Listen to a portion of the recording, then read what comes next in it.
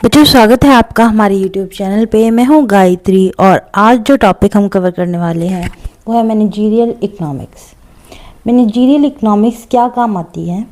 यहाँ पे जो इकोनॉमिक्स है उसकी कुछ थ्योरी, टूल्स और टेक्निक्स को यूज़ किया जाता है ताकि डिसीज़न मेकिंग यानी मैनेजरियल डिसीजंस में हेल्प हो सके। अब जब भी मैनेजर फंस जाता है कि आगे चल के क्या अनसर्टेनिटी हो सकती है, क्या सिचुएशन हो सकती है, तो उस सिचुएशन में वो डिसीज़न कैसे ले, तो यहाँ पे इकोनॉमिक थ्योरी और टूल्स का यूज़ करते हुए वो बिजनेस डिसीजन मेकिंग करता है। Now bridging economic and management to optimise resources use for profit maximisation, यानी रिसोर्सेज का ऑप्टिमम यूटिलाइजेशन करते हुए अपने प्रॉफिट को मैक्सिमाइज करने का डिसीजन लेना होता है। ठीक है, अब यहाँ पे फोकस किस चीज़ों पे किया जाता है, कैसे हम इन टेक्निक्स को यूज़ करते हैं, तो यहाँ पे majorly demand, cost, pricing and market structure को फोकस किया है। ठीक है, इन चीज़ों पे गौर किया जाता है। इसको ही स्टडी करते हुए हम क्या करते हैं, अपना डिसीजन लेते हैं या फिर मैनेजर जो है डिसीजन लेता है। आप डेफिनेशन देख लेते हैं मैनेजरियल इकोनॉमिक्स की। Managerial economics integrates economic principle, tools and techniques with business practices to aid manager in solving business problems। तो यहाँ जो भी मैनेजर की बिजनेस प्रॉब्लम अराइज होती हैं उनको सॉल्व करने के लिए वो क्या करता है, इकोनॉमिक प्रिंसिपल्स, टूल्स और टेक्निक्स को यूज़ करता है। अब इसका एक एग्जांपल दिया है माइक्रो इकोनॉमिक्स एनालिसिस। तो यहाँ पे अलग अलग एनालिसिस होते हैं जिनकी हेल्प से जो मैनेजर है वो क्या करता है, अपनी बिजनेस की प्रॉब्लम को सॉल्व करता है। मेकिंग इन्फॉर्म्ड डिसीजन, देखो कई बार हम क्या करते हैं, तुक्का भर देते हैं कि चलो ये डिसीजन ले लेते हैं। ऐसे में हमारे क्या बढ़ जाते हैं, रिस्क के चांस ज़्यादा बढ़ जाते हैं। पर अगर हम इन्फॉर्म्ड डिसीजन लेंगे कि हमें पता हो अगर हम ऐसा करेंगे तो वैसा होगा, तो ये क्या है, हमारे इन्फॉर्म्ड डिसीजन। यहाँ ये डिसीजन लेने के लिए हमारे ये टेक्निक्स यूज़ की जाती है। And achieving organisational objective particularly profit maximisation, तो यहाँ पे हमारे ऑर्गेनाइजेशन के ऑब्जेक्टिव को अचीव करने के लिए, जो कि मेजरली क्या होता है, प्रॉफिट मैक्सिमाइजेशन होता है, इसको अचीव करने के लिए ये टेक्निक्स यूज़ की जाती हैं। नेक्स्ट है हमारे पास नेचर की अगर हम बात करें तो यहाँ पे ये नॉर्मेटिव एंड अप्लाइड है, यानी फोकस करता है किस पे, what ought to be. Prescribing solution, यहाँ पे ज़्यादातर फोकस इस पे रहता है सॉल्यूशन पे, rather than just describing what is, कि प्रॉब्लम क्या है सिर्फ ये नहीं देखते बल्कि उसका सॉल्यूशन भी क्या हो सकता है ये भी देखा जाता है। नेक्स्ट है हमारे पास pragmatic management oriented, a tool for managers providing practical solution to real world business uncertainties and problem. जो रियल वर्ल्ड बिजनेस में अनसर्टेनिटीज़ और प्रॉब्लम है उन सारी चीज़ों का प्रैक्टिकल सॉल्यूशन यहाँ पे दिया जाता है। नेक्स्ट है हमारे पास micro and macro integration, applies micro economic concepts, demand, cost for internal decisions and considers macro economics factor, inflation, policy for external environments. तो यहाँ पे दोनों चीज़ों के लिए अलग अलग चीज़ें यूज़ की जाती हैं, अलग अलग टेक्निक्स यूज़ की जाती हैं। जो भी इंटरनल डिसीजन लिए जाते हैं वो माइक्रो इकोनॉमिक्स कॉन्सेप्ट पे बेस्ड है, और जो भी एक्सटर्नल एनवायरनमेंट के लिए लिए जाते हैं वो मैक्रो इकोनॉमिक्स पे बेस्ड है। ठीक है, नेक्स्ट है हमारे पास multi disciplinary, combines economics with management, statistics and other fields.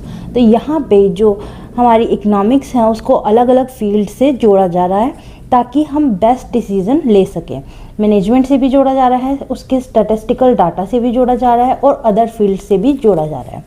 Next है हमारे पास इसका स्कोप में है हमारे पास demand analysis and forecasting, understanding consumer behaviour, market trends and predicting future demand.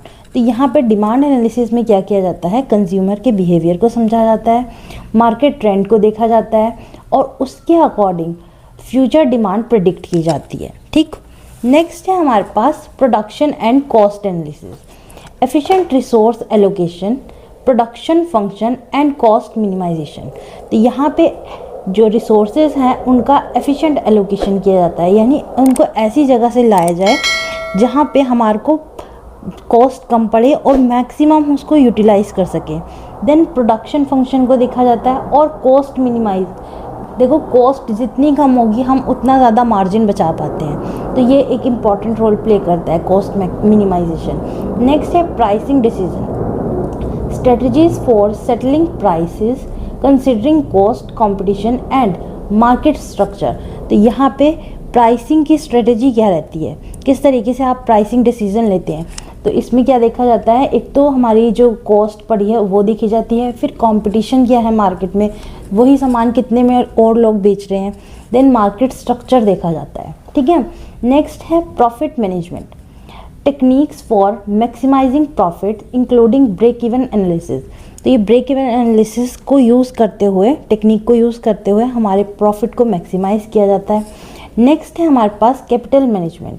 Capital management किस तरीके से की जाती है, इन्वेस्टमेंट डिसीजन लेके एंड कैपिटल बजटिंग के थ्रू, यानी हम किस रेशो में किस तरह का पोर्टफोलियो हम बनाएं कि हमारा जो इन्वेस्टमेंट है, इन्वेस्टमेंट डिसीजन है, वो इतना एप्ट हो कि हमारे को ज़्यादा से ज़्यादा प्रॉफिट हम गेन कर पाएँ।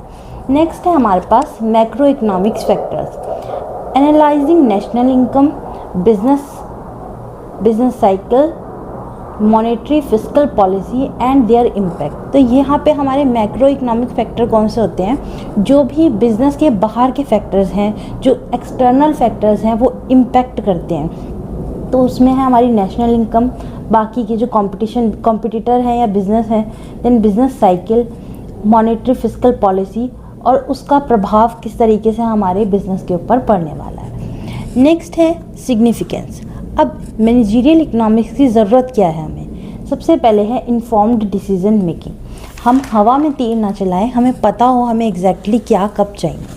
ठीक है, इसके लिए हम क्या करते हैं, इन्फॉर्म्ड डिसीजन मेकिंग करते हैं, यानी हम डाटा निकालते हैं या फिर हिस्टोरिकल जो हमारी सेल्स रही हैं उसको निकालते हैं और फिर उसकी बेस पे आगे की प्रेडिक्शन करते हैं। Provide a logical framework for choice regarding production, pricing and investment. तो यहाँ लॉजिकल फ्रेमवर्क, लॉजिकल क्यों, क्योंकि यहाँ पे हम जांच परख के अपनी प्रोडक्शन कर रहे हैं, अपनी प्राइसिंग कर रहे हैं, अपनी इन्वेस्टमेंट कर रहे हैं। नेक्स्ट है हमारे पास resource optimisation, helps allocate scarce resources efficiently for maximum output and profit. अब देखो रिसोर्स तो बहुत कम है, जितना भी है हमारे नेचुरल रिसोर्स हैं या जो भी है वो बहुत कम है। अगर हम लोगों की प्रोडक्शन की या इंडस्ट्रियल को देखें तो उसके हिसाब से हमारे जो रिसोर्सेज हैं वो कहीं ना कहीं क्या है, कम है, इसलिए उनको स्केर्स रिसोर्सेज कहा जाता है। अब इन स्केर्स रिसोर्सेज को एलोकेट करना है और साथ ही साथ इनका ऐसे इस्तेमाल करना है ताकि वो हमें ज़्यादा से ज़्यादा आउटपुट दे सकें और हमारा प्रॉफिट बन सके। ठीक है, नेक्स्ट है हमारे पास strategic planning, aids in formulating long term goals, policies and future plans. तो यहाँ पे मैनेजरियल इकोनॉमी क्या करती है, हमारे लॉन्ग टर्म गोल्स डिसाइड करती है, पॉलिसी डिसाइड करती है और फ्यूचर प्लान इसी की एनालिसिस पे बेस्ड होते हैं।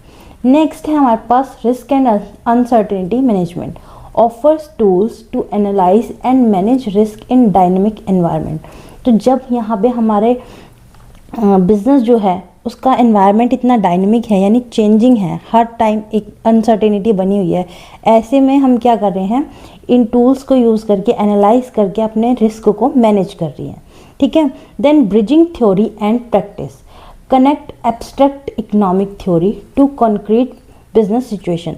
जो लिखित हमारे पास इकोनॉमिक थ्योरीज हैं उनको हम एक्चुअल रियल वर्ल्ड में बिजनेस में अप्लाई करके बिजनेस सिचुएशन से रिलेट करके यूज़ कर रहे हैं। तो ब्रिजिंग थ्योरी एंड प्रैक्टिस। ठीक है, नेक्स्ट हमारे पास रोल इन डिसीजन मेकिंग और ऑब्जेक्टिव है, वो हम नेक्स्ट पार्ट में कवर करेंगे। आई होप आपको यहाँ तक समझ आया हो। Thank you.